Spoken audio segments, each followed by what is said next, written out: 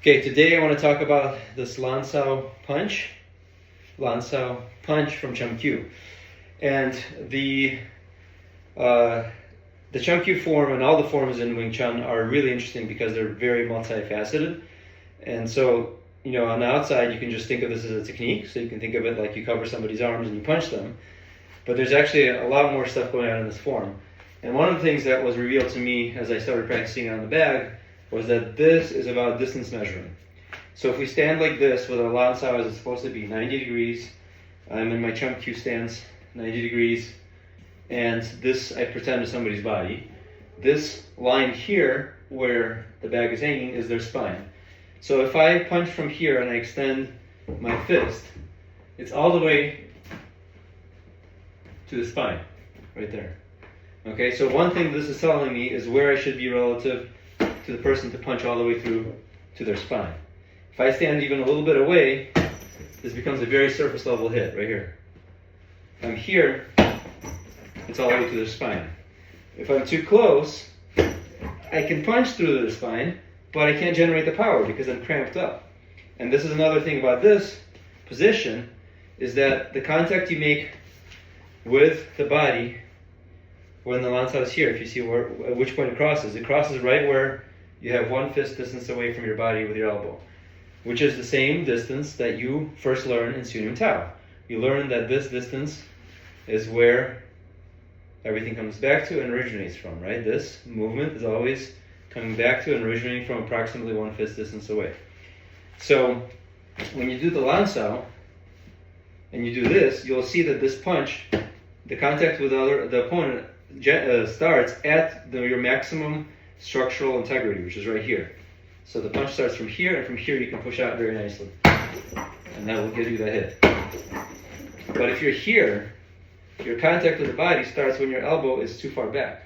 And so because it's too far back, you don't have the leverage, and force tends to go into your shoulder from here. It's very difficult to generate the right extension from here because you're coming from this collapsed structure, versus from here, it's easy to open the joint. From here, you can't open it.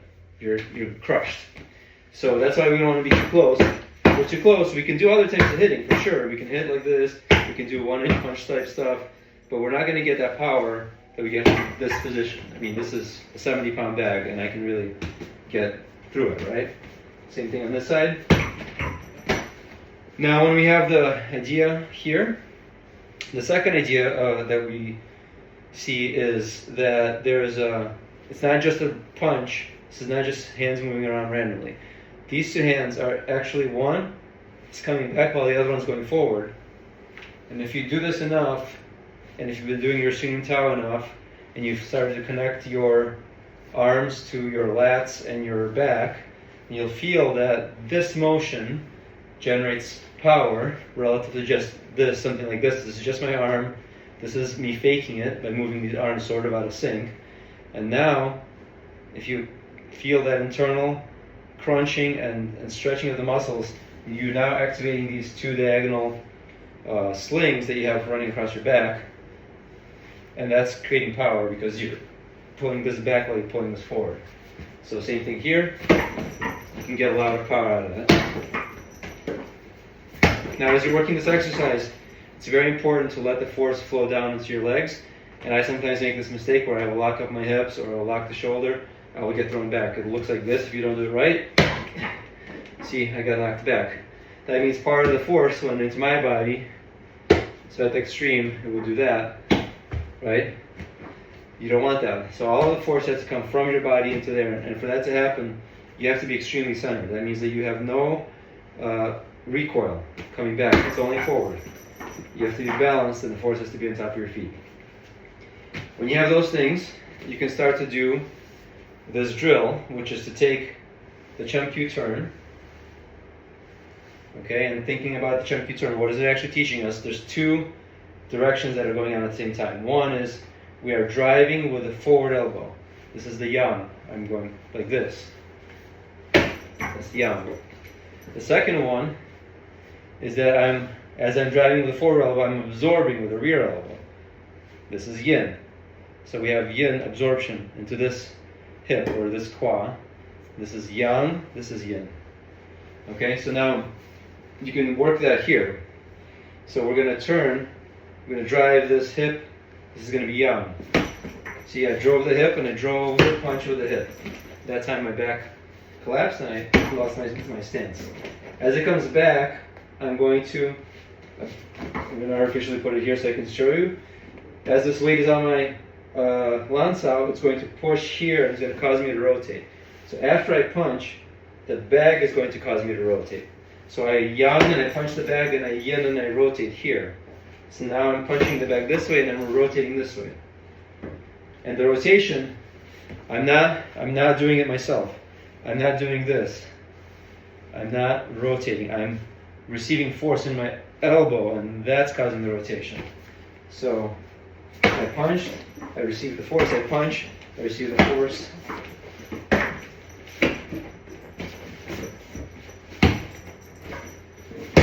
So as soon as the bag touches me, the force goes from my elbow into my foot. So see if I just put my elbow on it. This is the idea. So here, this is the yang, I'm driving it. Here I'm receiving it. Drive, receive. Drive, receive. I'm not doing anything with my shoulder. My shoulder is relaxed and it's not pushing and pulling. It's completely relaxed. It's allowed to rotate in its socket. It's allowed to have space in the joint. And I'm receiving the force with my legs. So here, punch, receive, punch.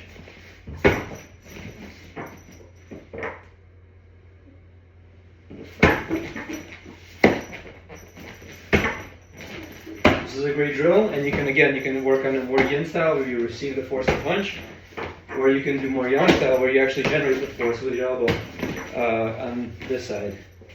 So boom, punch, boom, punch.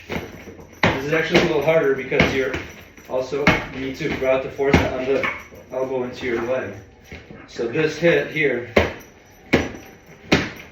it's routed into this leg here. This hip here is driving it. And then this punch. So it's here, and it's here.